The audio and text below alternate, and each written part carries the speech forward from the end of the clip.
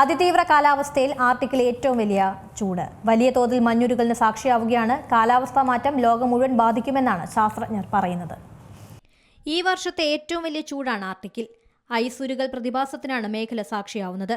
വലിയ തോതിലുള്ള മഞ്ഞുരുകലിന് ആർട്ടിക് കാരണമാവാൻ തുടങ്ങിയിട്ട് ഏറെക്കാലമായി.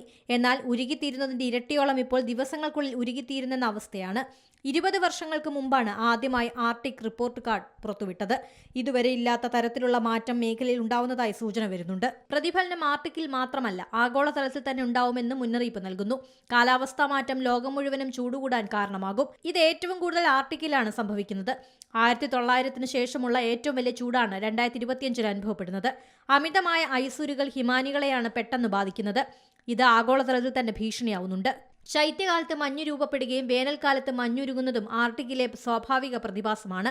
മെയ് മാസത്തോടെ മഞ്ഞുരുകൽ ആരംഭിച്ച് മഞ്ഞ് അതിന്റെ ഏറ്റവും കുറഞ്ഞ അളവിൽ എത്തുന്നത് സെപ്റ്റംബർ മാസത്തിലാണ്. എന്നാൽ ഇതിനെല്ലാം മാറ്റം സംഭവിക്കുകയാണ് ഇപ്പോൾ. News desk Zee Malayalam news.